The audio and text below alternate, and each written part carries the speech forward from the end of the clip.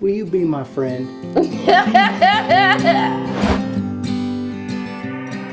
Hey everyone, welcome to It's All Grady. I'm Denise. And I'm Marcel. Hey guys, welcome to the homestead. Yeah, welcome. If you guys don't already know, we're a small family that moved from the big city to rural America to start our homestead. And part of building our homestead is building our house. That's right. And if we're not building our house, we're building a farm or a homestead. But no matter what we're doing, guys, it's always a journey. It certainly is. And tonight is no exception. That's right, I said tonight. It's 7 o'clock at night, and we're finally able to get back to building.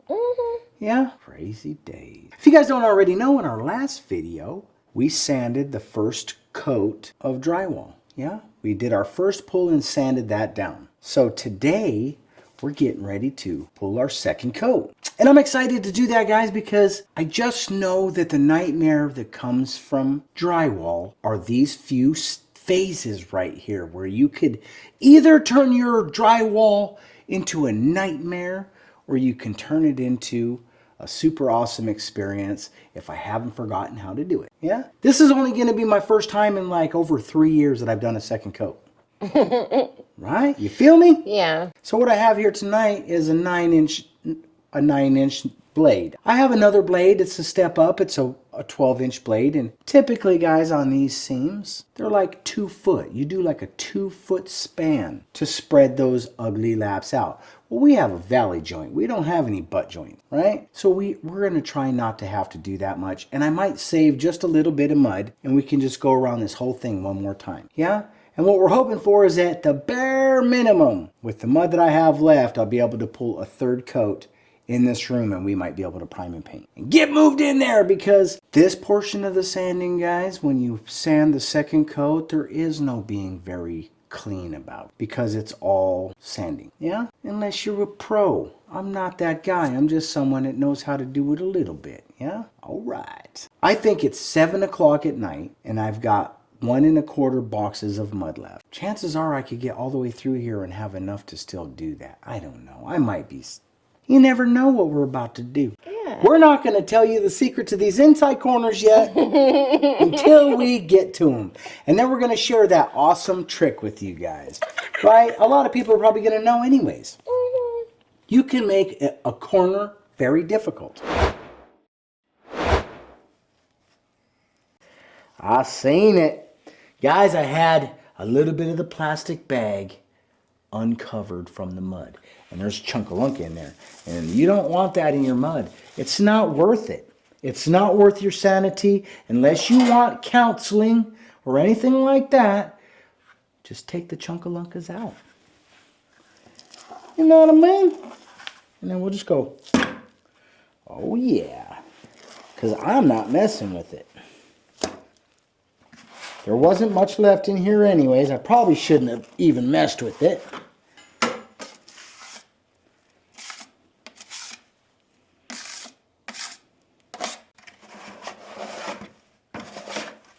All right, guys, if you don't know why I'm switching buckets at this point, it's because you get a bunch of this dry mud inside the bucket, right? The chunks, and when you go to scrape your mud out, you end up with chunks. Plus, I have to mix more. And I don't want those to break off into my mud and end up as a nightmare. Yeah? Because this can be fun-ish. When you get a skeeter, there's a nightmare. You know what I'm saying? You know what a skeeter is? A skeeter is a hard chunk that you get in your mud that you do a beautiful pull on, and then all of a sudden it's a big old scratch in your vinyl record. You know what I'm talking about if you know what I'm talking about. You know what I'm talking about? I bet you a lot of people know what I'm talking about.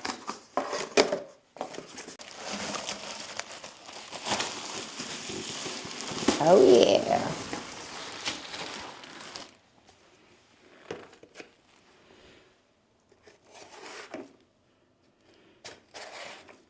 Yeah, I'm going to add a little bit more than I added last time. You know, there's like some kind of a technique where the drywallers like to use a sponge, a wet sponge, the big yellow sponges, and you dunk it in and you squirt one of those in and you put like a couple of those in when you're mixing these up. I don't really want to do the sponge thing right now. I'm going to do what I think is probably pretty close.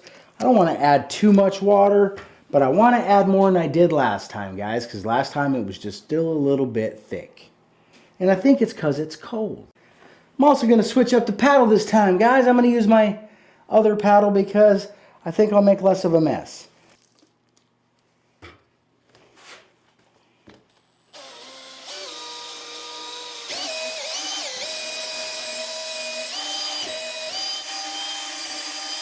Oh yeah.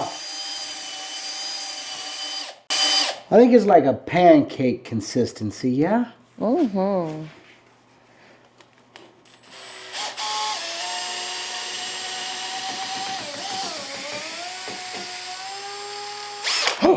Babe! Oh no. That's what it is, baby.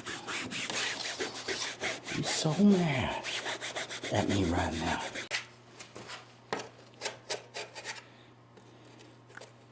In the words of Uncle Roger, all right, guys, you just want to do the same thing, man. You just make sure the side of your bucket stays clean, and that'll keep the chunkalunkas out, and you won't lose your mind. Well, you still may, but it won't be because of chunkalunkas, yeah?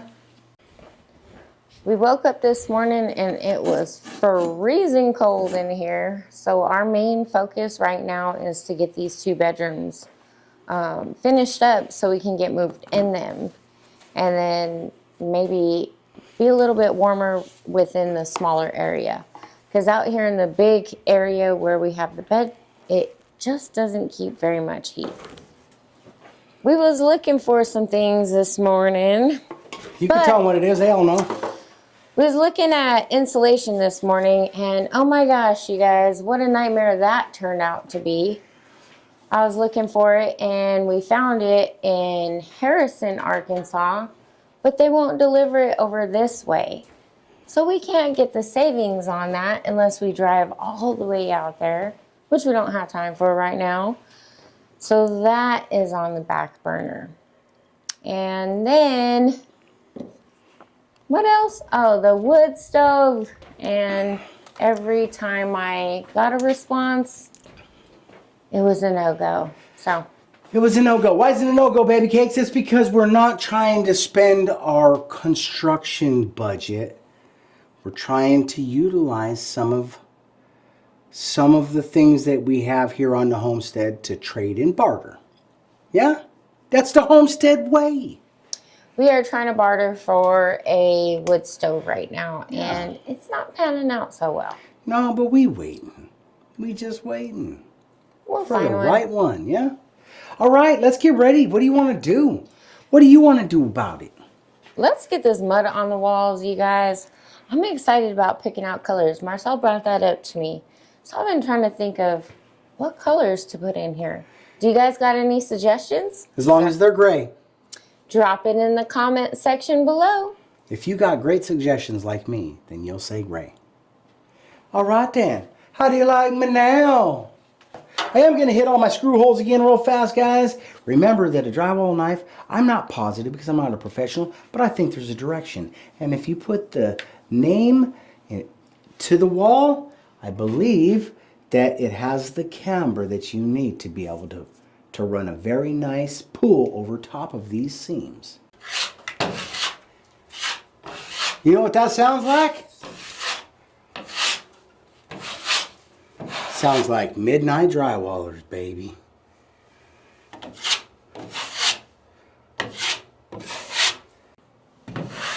All right. Oh, you ready to do the first pull, baby cakes? The first real pull? All right, here we go.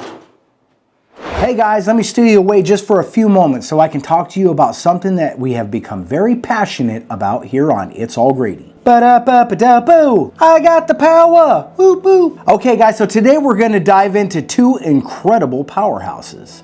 The Blue Eddy AC200L and the brand new Blue Eddy Elite 200 V2. If you've been looking for the ultimate portable power solution, you're going to want to stick around because one of these could be a game changer for your off-grid adventures or your home backup needs. The AC200L has been a trusted go-to with its 2048 watt-hour capacity and its impressive 2400 watt AC output. This unit powers everything from coffee makers to microwaves with ease. But the Bluetti Elite 200 V2, it steps it up a notch. With its 2600 watt output, with a larger capacity of 2073.6 watt hours. What does that mean? That means more power, longer runtime for your essentials. Imagine brewing 28 cups of coffee or running your microwave for 3 hours straight using the Elite 200 V2. Now that's next level performance. All right then, let's talk about portability. The Elite 200 V2 is lightweight with its 53.4 pounds compared to the AC200L, which is 62.4 pounds. And when it comes to charging, the Elite 200 V2 can take in up to 1800 watts of AC power. That's for super fast recharging. Whether you're using solar, a car input, or wall power, the Elite makes it simple and efficient. This thing can handle up to 1000 watt of solar input, so you can keep on going in the middle of nowhere. Now both of these models are fantastic, but here's where the Elite really shines. It has longer runtime, whether it's a heater, air conditioner, or a dishwasher. The Elite gives you that extra edge. So which one is for you? The AC200L is a solid and reliable option at a great price of under $1,000. But if you want more power, lighter weight, and faster charging, the Elite 200 V2 is now $1,099, and it is worth every penny. Trust me, you're gonna feel the difference. All right, and going over some of these features on here, I just want to mention that the only noticeable difference between these two is this: the AC200L has an RV plug. This one doesn't, but it's your grab and go. With its small compact size and all that big power, guys, it's everything I'm gonna need. So if you guys are interested in products like this, make sure you're checking out the links in our description below or go to Bluetti's site, see what they got going on. I do believe that Black Friday specials are coming up. Good job, Bluetti. All right, guys, I'm about to pull my second coat on these joints, and the goal is still the same. Don't put too much mud on it. Make sure that you're pulling evenly. And I don't know if it's a rule or not, but I like to start at the top and work my way down so my chunkalunkas don't end up in my finished work. Yeah? A professional might tell you different. I don't know.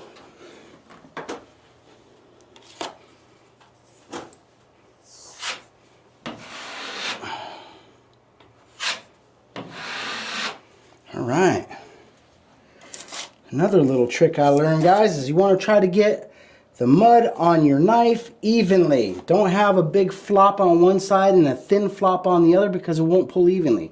And I was also taught to always knock off your corners, because you won't lose as much out the edge of your knife when you do your pull. Yeah? Start in the middle like that with the blade. Give her a pull. Oh yeah. Put it on, baby. Get it put on there.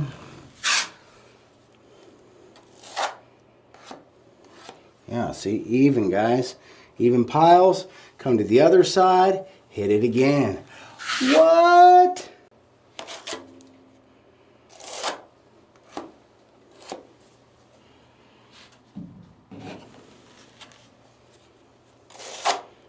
Try to get as much as I can from the ladder, and then I'll go down and work the rest, yeah?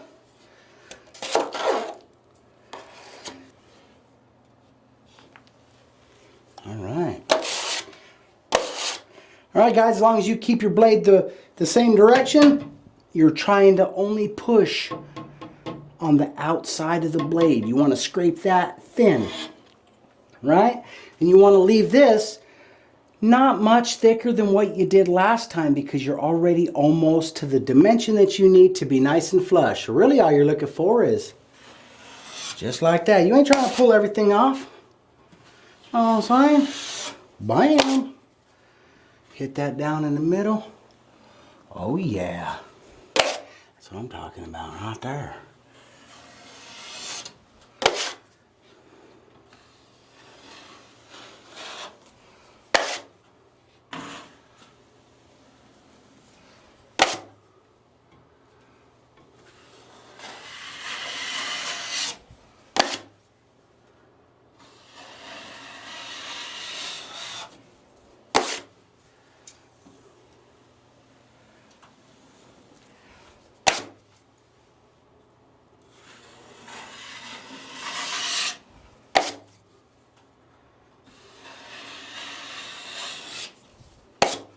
You don't want to overwork your mud, guys, but you also don't want to underwork it and get into a big hurry, because what happens is you either have to put more on or you have to take more off. I am literally gonna call that good. Now I could test it, guys. What you do is you put your knife, but I only got a 9-inch blade on here. I'll try it. There's a little bit. You can see I'm a little bit. I'll just pull it a little bit more.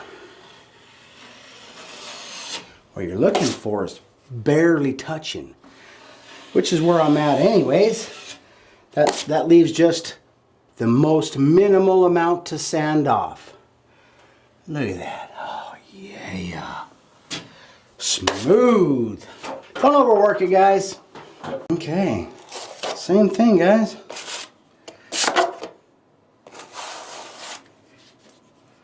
Yeah. Try to keep a even scoop. Bam, bam. Knock those ears off there. Go to the center and pull it down.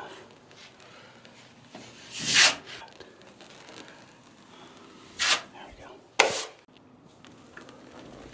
Okay. I'm gonna have to scrape just a little bit to get that out. Ready?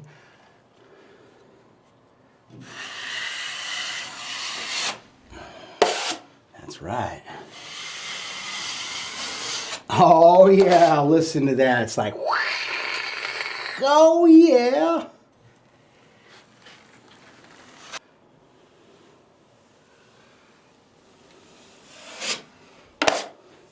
See, watch. Ready? You take that blade, you find the center of your seam. You can see how thick I am, yeah? You can see how thick it is. It's that much too thick. So we can scrape off just a little bit more of that. Right? Because if we don't scrape it off now, guys, we sanding it off later. But you also don't want to scrape everything out, because then you end up with too little mud. And you just add more coats. And every coat is another setup and a cleanup. If you guys don't already know, that's my least favorite part.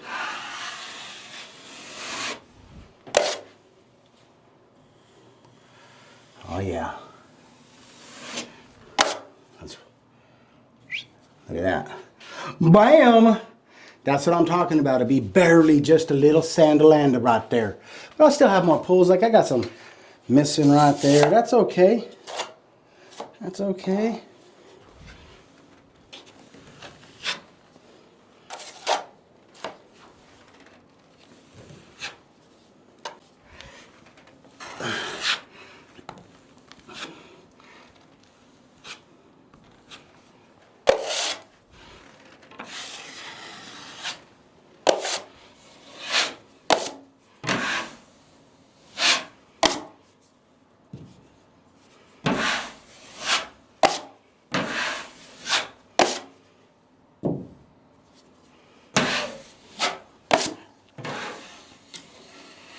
Oop, dang it. Hit a screw. That's screwy. I'm gonna call that good. Yeah, just remember, the more even it is on your blade, not the thickness and everything, the easier it is to pull an even coat.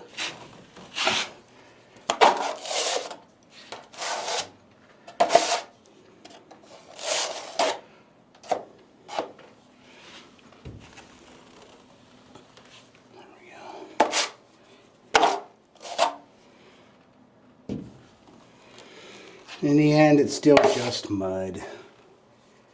Gotta be careful you don't scoop out too much of what you put on.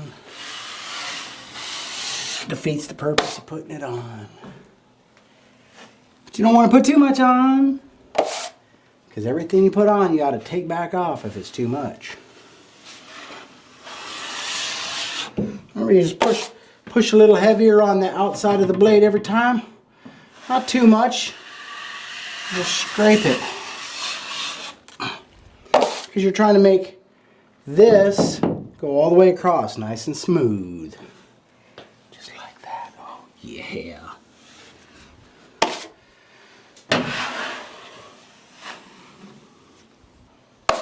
overwork it.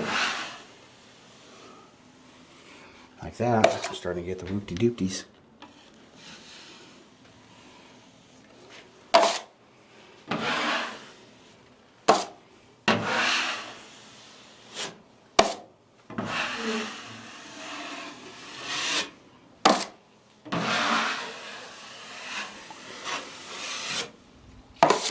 Oh yeah.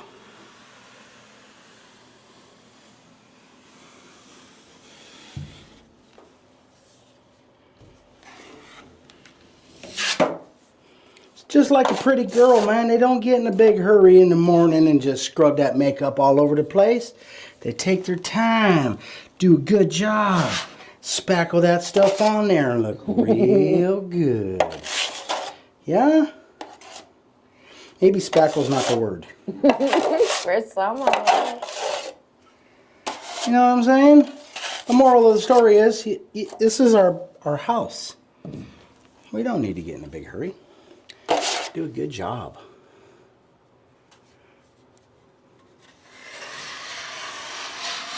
You don't want to hate this phase of building your house.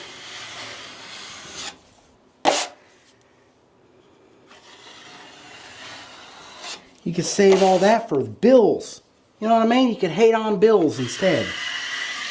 Just in case there's any bills out there, I don't hate you.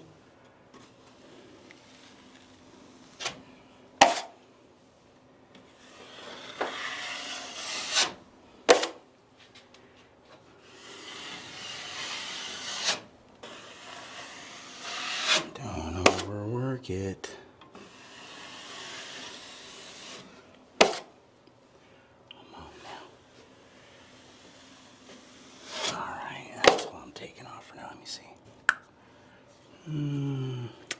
Maybe a fuzz more. There we go. I was getting really mad at that anyways.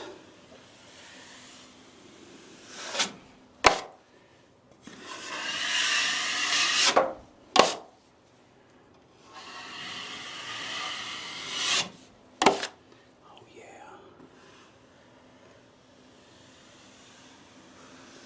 Oh yeah, that's it right there, man. All you can do from that point on is overwork it and scrape it all back out again and start over. I ain't trying to do that. I ain't going out like that.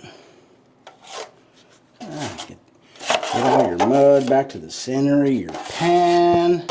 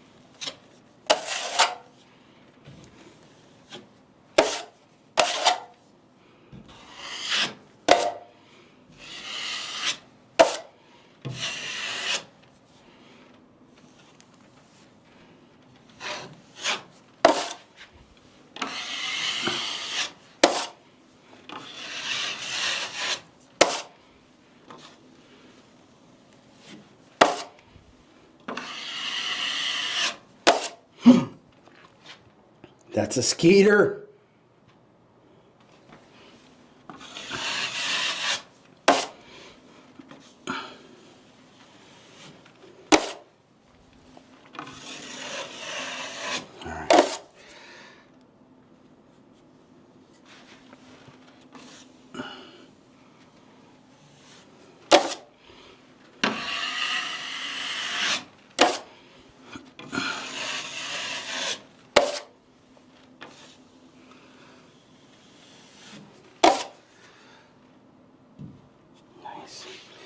Good enough, yeah? I am going to scrape my bucket out now, guys, because I have a skeeter in there and I don't want to keep doing that. And I want to stop here because I'm messing up around this box, and that's where you start to cry and fuss. And then I'll sound like a rooster.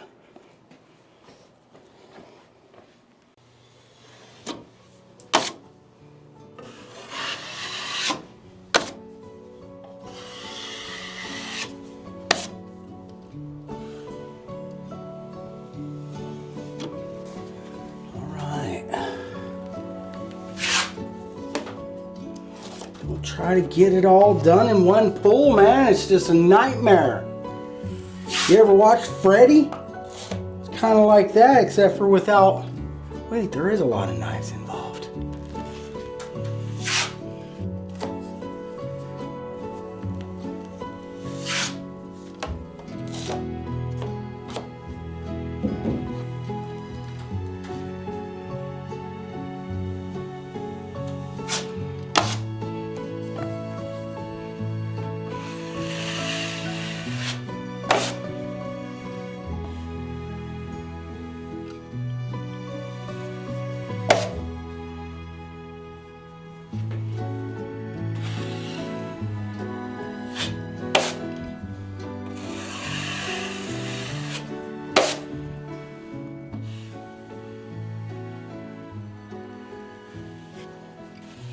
The more particular you are right now, the less you gotta stress later, right? It's not super fun, but it's way funner than, like, I don't know, doing laundry. Maybe not. Laundry's pretty easy too. Yeah. It's a whole lot funner than digging a hole. Still a little bit thick. See how heavy that line is right there? It's just a little too thick still. Do you want to scrape all that off, turn it into dust? Heck no. See, we just pulled off just a little wee bit. Just a little wee bit. Because you don't want to scoop it all back out again. You just put it all in there. Nice and light. Sweet. All right, you know what that leaves? An inside corner.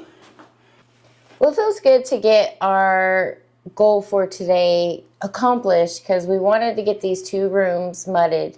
And then after that, we'll be figuring out some paint and stuff in the rooms. Yeah. How cool is that? Pretty darn cool. So like I said, if you guys have suggestions about paint colors, be sure to hit us up in the comments below because I could use them right now. Yeah, bright. Yeah. Rainbow bright. The brick walls will stay white. For now. For now. And then we'll figure something else out, guys. Yeah. Right then. All right, you guys. Well, we're going to wrap this one up because it is a late one again. 10:30. All right. Well, if you guys are enjoying our content, please be sure to give us a big thumbs up. Bam! And if you love the sound of that blade scraping, ring that notification bell. heck yeah, they're going to notify you when our content is available for viewing. That is so important for us because it lets you know, and when you watch it, YouTube says, hey, we think people like these videos. Be sure to share our videos. Heck yeah, that's the other one, man. That is such a commitment on your guys' part, and we thank you every time you do it because you help extend our reach, and I can pull more mud. Yeah? Subscribe if you haven't already. Heck yeah, that's the last thing to do, right? Except for to have happy thoughts about us, right? That's subscribing is another wonderful thing, right? Because we love to know that you guys are on this journey with us. Because I hate to be alone. I need someone to talk to. All right, then. All right, you guys, we love you and appreciate you. Will you be my friend? Thanks for watching, guys. We'll see you on the next one. Bye. Peace.